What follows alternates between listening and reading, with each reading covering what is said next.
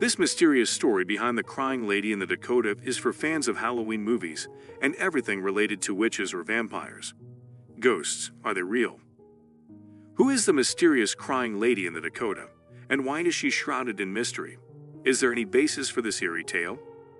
Some of the spirits are harmless, while others are malicious. The following ghost story has long been known to send shivers down people's spines, and many people have felt its fury. Whether you believe in ghosts or not is up to you, but the folks in these anecdotes most definitely will not be laughing off ghost stories anytime soon. One only needs to arrange a vacation to one of these eerie ghost towns to increase the creepy factor. There have been reports of the crying lady in the renowned New York City apartment complex, the Dakota on the East Coast. Save the video for after dark after turning out the lights for a more frightful experience.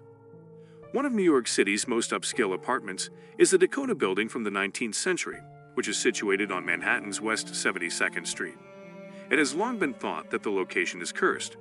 Here we look at the strange and even tragic incidents connected to this famous and haunting structure.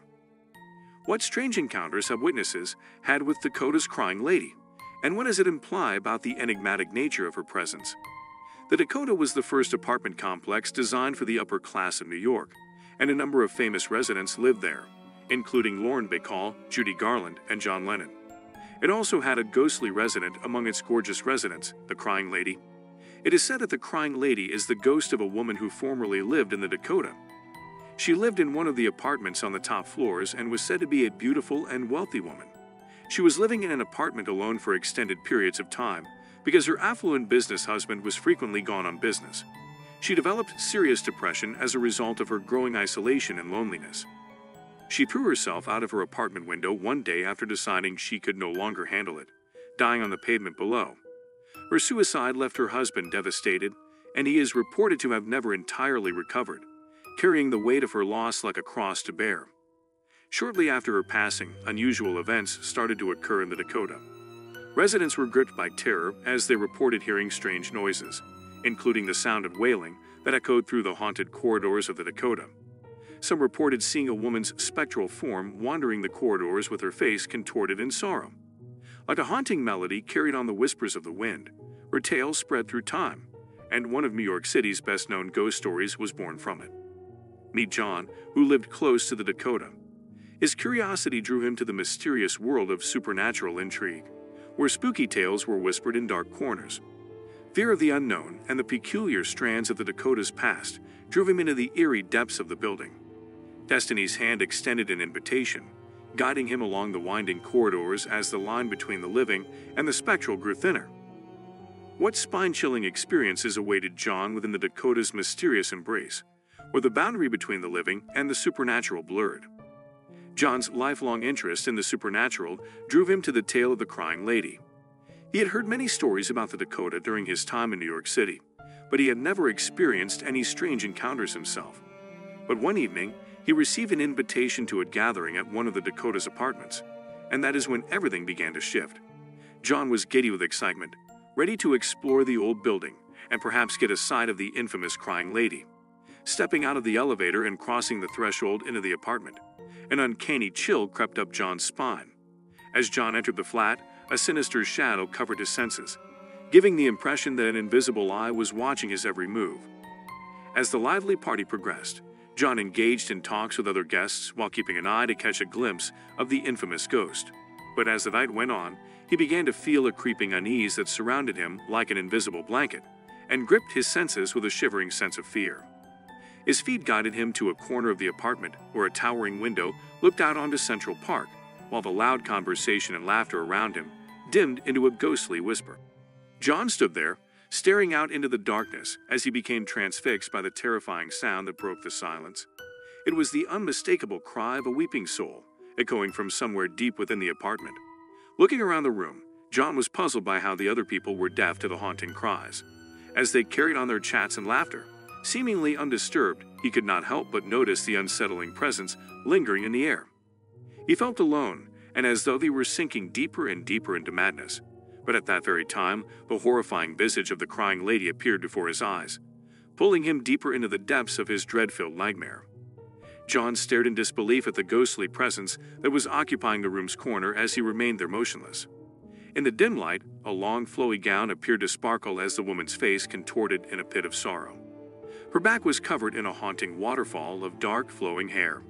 She was transparent, but she seemed so real that it attracted him to reach out and touch her. John's eyes remained fixed on the ghostly figure in front of him as he was frozen. The other visitors appeared to be unaware of her presence and continued their conversation. The realization of what he had witnessed sent shivers down his spine, leaving him paralyzed with terror. The crying lady turned with a spooky slowness as John stared in horror. Her somber steps guided her to the apartment's exit. He was compelled by a firm determination to find her and uncover the purpose behind her haunting presence. He entered the empty hallway by pushing past the crowd of partygoers, where a haunting silence hung heavy. However, despite the void, the eerie echoes of her cries continued to come from a distance. John followed the distressing sound, his heart racing, till he came to the end of the passage, his breath quickening with anticipation. A window was open in front of John's eyes, allowing a chilly nighttime breeze to enter the space, and carrying with it the distant glow of city lights. However, nothing else could be seen but the crying lady's ghostly presence. All that could be seen was her haunting silhouette perched on the window ledge.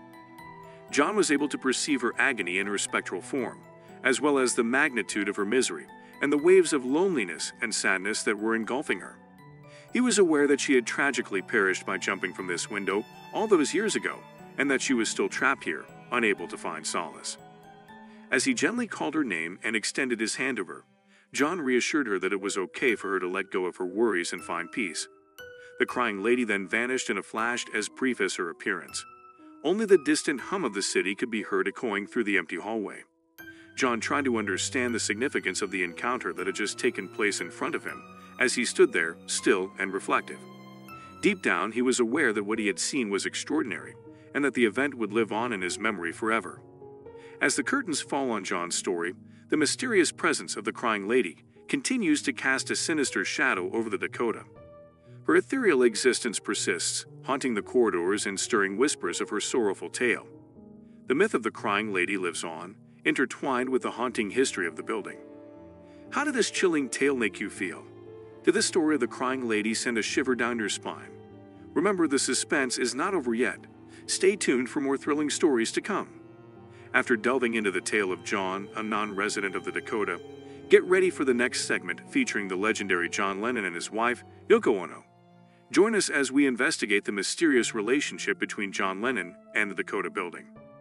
Few people could ever expect to match the level of fame and recognition that John Lennon, the legendary singer and songwriter, attained. His melodies have resonated across the globe, stirring souls, and his legacy continues. John Lennon owned 4 apartments in New York City's famous Dakota skyscraper. Lennon and Ono bought an apartment in Dakota in 1973 and moved there. In 1976, they bought 3 more apartments. On the building's 72nd Street side, John and Yoko Ono had a separate entrance. Lennon's 4 flats, which featured a recording studio, a kitchen, and an office, took up the entire 8th level of the structure. Lennon found shelter at the Dakota, which gave him the peace and comfort he required to compose songs. John Lennon was fatally shot outside the building when he was just 40 years old on December 8, 1980. Mark David Chapman shot and murdered him in front of the structure's 72nd Street entrance. The Dakota Hotel in New York City is possibly best known for the assassination of John Lennon. Lennon's bond with the Dakota remained unbreakable even after his death, as his spirit remains eternally connected to the hallowed halls of the iconic building he called home. While John Lennon confronted the chilling presence of the crying woman phantom, brace yourself for the astounding encounter that awaited Yoko Ono within the confines of her own apartment. Can you guess who or what she came face to face with? Prepare to be captivated by the astonishing revelations that lie ahead. John claimed he saw a crying woman phantom prowling the halls when he was alive. In a bizarre twist of fate, the ghost of Lennon is also said to be haunting the Dakota ever since his murder. Witnesses allege that shortly after his murder, they saw him leaning casually against the entrance where he had been shot. He was wearing his signature white flare suit. One witness reported seeing his ghost outside the Dakota's entryway, with an eerie glow about him. Another person wanted to talk to John, but she refrained due to the way he was looking at her. Lennon and Ono remained close until Lennon's passing, despite relocating to different regions of the country in 1973. Ono firmly believes that Lennon's spirit is refusing to leave her side, as if bound by an invisible thread. She frequently sees John's apparition at his white piano while she is at the Dakota. Yoko claims John told her, "Don't be apprehensive, I'm still with you." His ghost allegedly still wanders the complex. Some claim it is because it is where he was killed, but others believe his undying love for his beloved Yoko Ono anchors him to this realm. The former Beatles frontman continues to make his presence known at the Dakota for whatever reason. Many others, including Lennon's relatives, close friends, and former bandmates, claim to have been visited by Lennon in some shape or form. Jessica Jewett, a paranormal researcher, claims that when someone is violently and suddenly murdered, the victim's ghost spirits linger. Are Lennon and the crying lady the only ghostly residents of the Dakota? A little girl's spirit also roams the premises. She frequently stops by, and many people have seen her. She was observed on other floors in addition to the lower floor windows. The girl has blonde hair, is dressed historically, and is occasionally seen bouncing a red ball. Her ghostly figure, often seen waving and grinning at people, goes beyond mere gestures as she utters words. She once disclosed to a neighbor that it was her birthday. In the hallway, painters noticed a girl bouncing a ball with long blonde hair and an older-style outfit. They had never seen her before, and neither the children who lived there nor the visitors' descriptions of her matched. She has also never been identified. Residents still see the young child, welcoming them with a smile and a wave from windows on the ground level. Why does the ghostly apparition of Edward Cabot Clark, the building's developer, haunt the Dakota's dark basement? He may be haunting the building to protect it from other spirits, or to ward off those who interfere with his cherished creation. Clark never lived in the Dakota, which was his dream project, providing a possible explanation for his presence. Who is this mysterious man with the wig, and what drives him to act so ferociously as tossing heavy objects? The most sinister stories in the Dakota building or New York City originate in the basement. A porter once led a renter to the basement area with the goal of demonstrating to them how objects may move strangely on their own. When a big metal bar flew across the room earlier, the porter was inside and came dangerously close to being hit. The two men were looking into these claims while they were in the basement. The porter claimed that once the bar fell at his feet, he went to pick it up, but discovered that it was far too heavy for him to lift. Many have observed a figure in the basement who resembles the building's developer, Edward Cabot Clark. Clark, however, never resided there. Possibly his ghostly hand was pulling the strings from beyond the grave. It is also possible that the man with the wig was none other than Clark himself. This phantom visited an electrician in the basement 4 times in the 1930s. It had a short beard, a big nose, and wire glasses similar to Clark's. Each time, the man glared fiercely at the electrician for several moments, then reached up, snatched off the weight he was wearing, and shook it angrily in the electrician's face. Clark apparently was not too pleased with this electrician tampering with his cherished masterpiece. The Dakota has additional spooky surprises in store for those brave enough to enter its gates, as if encounters with the man in the wig were not unnerving enough. Before Botox was even a thing, construction workers in the 1960s claimed to have seen a weird sight, a man wandering the grounds with the visage of a small child. It appears that the building was also visited by a ghost with the face of a young boy. A construction worker who was working close to the flats reported seeing a figure with the body of a man and the face of a small kid in the 1960s. The workers felt like they were being closely watched by this eerie ghost, despite the fact that it remained silent. After some time, the ghostly apparition with the face of a young boy faded into thin air. We will now examine Judy Holliday's ghostly story. Judy Holliday, a well-known actress, spent her final years at the Dakota. The Smiths acquired her Dakota apartment in 1965, following her passing. To repaint the walls and revarnish the woodwork, they hired 3 men. The men doing work at her apartment felt as though they were being closely observed.